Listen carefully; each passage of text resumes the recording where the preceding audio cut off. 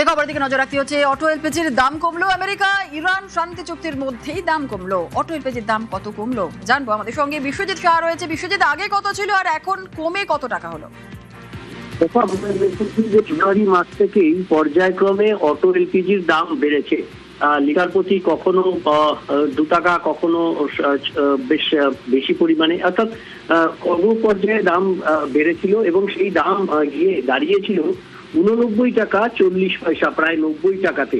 আর সেই অটো এলপিজির দাম এক ধাক্কায় 7 টাকা কমে গেল এবং সেই দাম আজ থেকে 82 টাকা 40 পয়সা, অর্থাৎ 89 টাকা 40 পয়সা ছিল, সেটা আজ থেকে 82 টাকা 40 পয়সা দরে অটো এলপিজি অটো চালকরা পাবেন।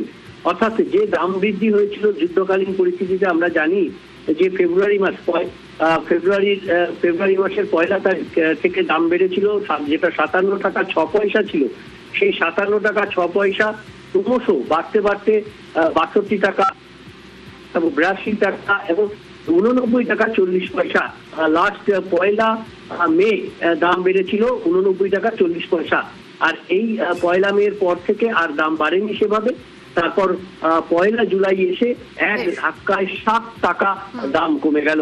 অর্থাৎ অটো যারা চালান, অটো চালকরা, তারা যেমন তাদের যেমন একটা সুরাহা, এবং যারা যাত্রী, আমরা দেখেছি বিভিন্ন জায়গাতে অটো চালকরা তারা অটো রুটের যে ভাড়া, সেই ভাড়া বাড়াতে বাধ্য হয়েছিলেন। সেইখানে এক ধাক্কায় 7 টাকা দাম কমে যাওয়া মানে একটা অনেকটা সুরাহা হবে অটো চালকদের। বেশ, একেবারে ধন্যবাদ বিশ্বজিৎ।